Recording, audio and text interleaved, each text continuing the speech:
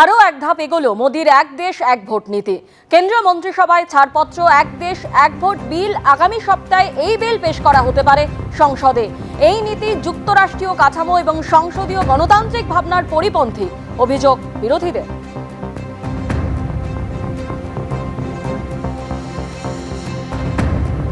যেমনটা আপনাদের জানাচ্ছিলাম, আরও এক ধাপ এগোলো মোদির এক দেশ এক ভোট নীতি। কেন্দ্রীয় মন্ত্রিসভায় ছাড়পত্র এক দেশ এক ভোট বিল আগামী সপ্তাহে এই বিল পেশ করা হতে পারে সংসদে। এই নীতি যুক্তরাষ্ট্রীয় কাঠামো এবং সংসদীয় গণতান্ত্রিক ভাবনার পরিপন্থী, অভিযোগ বিরোধীদের। কেন্দ্রীয় মন্ত্রিসভায় ছাড়পত্র ইতিমধ্যেই পেয়ে গিয়েছে এক দেশ এক ভোট বিল। আগামী সপ্তাহে এই বিল পেশ করা হতে পারে সংসদে।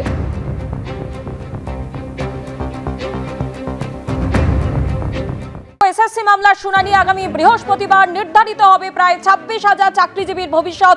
আরও একবার আপনাদের জানিয়ে রাখি, এই মুহূর্তের বড় খবর, এসএসসি মামলার শুনানি আগামী বৃহস্পতিবার। নির্ধারিত হবে প্রায় 26,000 চাকরিজীবীর ভবিষ্যৎ। বৃহস্পতিবার সকাল 10:30টায় সুপ্রিম কোর্টে হবে শুনানি।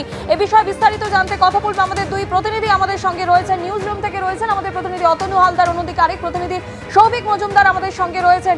সৌভিক, আগামী বৃহস্পতিবার এই মামলার শুনানি সকাল 10:30টায়, ঠিক কি জানতে পারছো? দেখো, সুপ্রিম কোর্টের মাননীয় প্রধান বিচারপতি যিনি জানিয়েছেন সেটা হলো এই মামলা অর্থাৎ স্কুল সার্ভিস কমিশন বা এসএসসির মাধ্যমে যে 26,000 যে নিয়োগ, সেই নিয়োগ বাতিলের যে মামলা, সেটা আগামী বৃহস্পতিবার সকাল 10:30টায় হবে। এবং মাননীয় প্রধান বিচারপতির যেটা উল্লেখযোগ্য পর্যবেক্ষণ, যে এই মামলাতে একেবারে বিস্তারিতভাবে খুব বড়সড় করে কোনো আর্গুমেন্টের বা কোনো সওয়াল জবাবের প্রয়োজন নেই। তার মতে এটা একটা নির্দিষ্টভাবে খুবই ছোট একটা মামলা এবং একেবারে নির্দিষ্ট করে ল পয়েন্টে এবং কোন বিষয়ে আলোচনা হবে সেই বিষয়টাও তিনি নির্ধারিত করে দিয়েছেন।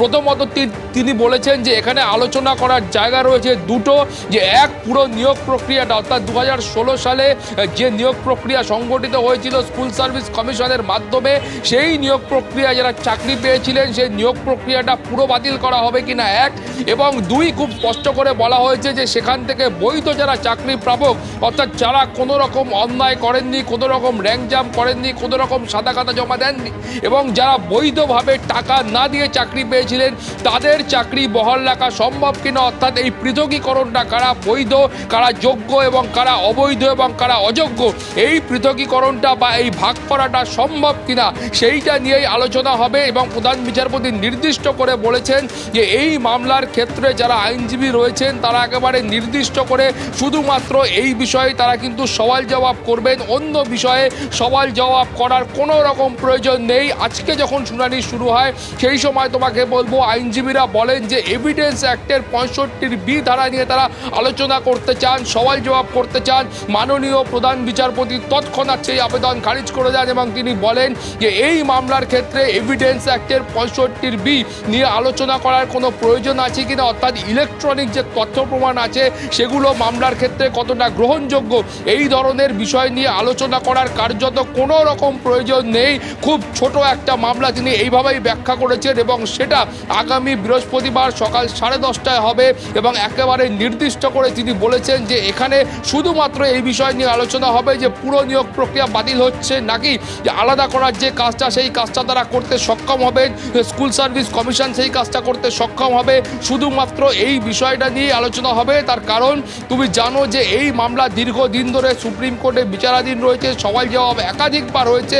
ফলত যেটা মনে করা হচ্ছে যে আগামী বৃহস্পতিবার এই দিনটা এই স্কুল সার্ভিস কমিশনের যে 26,000 চাকরি বাতিল, সেক্ষেত্রে অত্যন্ত গুরুত্বপূর্ণ একটা দিন হতে চলেছে। এবং তার কারণ হলো সেই সময় নির্দিষ্ট হতে পারে যে এই ক্ষেত্রে যে এই মামলা যারা সুপ্রিম কোর্টের বিচারাধীন আছেন, মনে করছেন আইনজীবীরা যে আগামী বৃহস্পতিবার হয়তো কোনো ইতিবাচক সিদ্ধান্ত সুপ্রিম কোর্টের তরফ থেকে নেওয়া হবে এবং সেই সময় তারা একেবারে নির্দিষ্ট করে বলতে পারবেন যে এই মামলা যেটা কলকাতা হাইকোর্ট থেকে শুরু হয়ে কলকাতা হাইকোর্টের single bench, division bench, supreme court পর্যন্ত গিয়েছে এবং যেখানে 26,000 প্রার্থীর ভাগ্য ইতিমধ্যে ঝুলে রয়েছে, সেই 26,000 চাকরি বাতিলের সিদ্ধান্ত কি হবে, কতজন তারা চাকরিতে বহাল থাকবেন, কতজন চাকরি থেকে কার্যত বের করে দেওয়া হবে, অর্থাৎ কলকাতা হাইকোর্ট যে বাতিলের সিদ্ধান্ত দিয়েছিল সেটা আদৌ বহাল থাকবে কিনা বা সেটাকে খারিজ করা হবে কিনা, বা সুপ্রিম কোর্টের তরফ থেকে নতুন কি নির্দেশ দেওয়া হবে সেটা আগামী বৃহস্পতিবার কিন্তু সকাল 10:30টায় ঠিক হতে পারে,